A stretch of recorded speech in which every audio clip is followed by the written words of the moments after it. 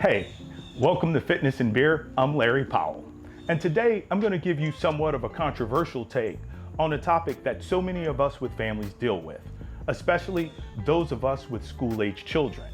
And that's, when is the best time to travel with kids? Planning is something that can prove challenging in my family and perhaps yours too.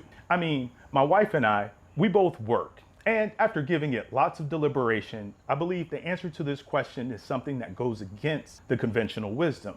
So my answer may surprise you. Let's get into it.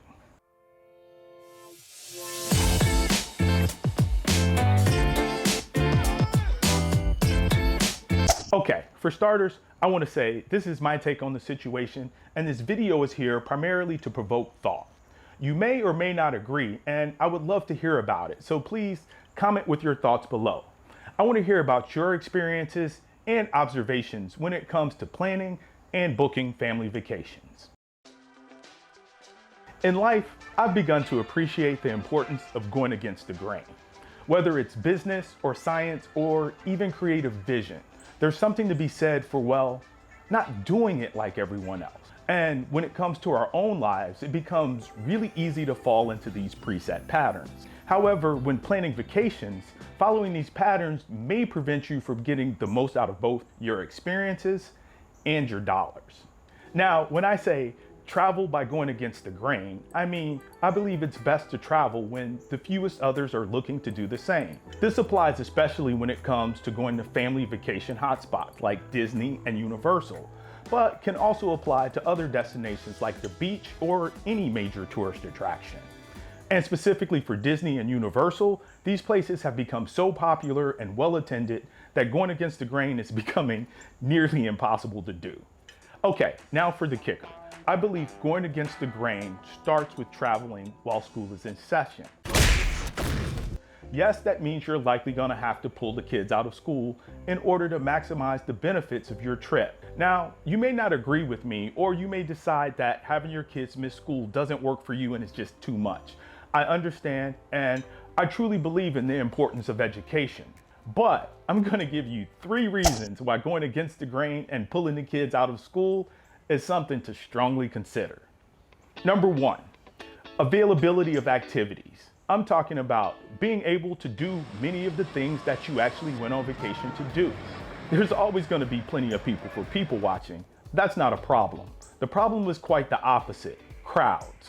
Crowds aren't gonna be completely avoidable at most popular vacation destinations, hence the word popular. But you can mitigate the damage by choosing less popular or off-peak travel time. And when there's less crowds, there's more opportunity to get to the activities and events you're paying for. There's nothing worse than planning a vacation, arriving at your destination, and finding out that you can't do anything. Everything is either totally booked or the wait is so long that there's no point. I've been there, it's not fun. Okay, on to point number 2. And speaking of cost, this one is pretty straightforward, straight supply and demand principles. Prices are better when fewer people are traveling. So traveling at off-peak times has the compounded effect of actually being able to do more on your vacation while paying less. Now let's be clear, I'm not suggesting going to the beach in December when it's cold and you can't enjoy your primary reason for going. But maybe consider a September beach trip instead, when the weather is still amenable to outdoor activities, but when the crowds certainly aren't at their highest. Now we're on to point number 3, and probably the most important reason for wanting to vacation against the grain. And that's, if you're gonna take both the time and the money, and for that much the effort, you might as well get the most out of it. Family vacations are precious time. Let's think about it for a moment.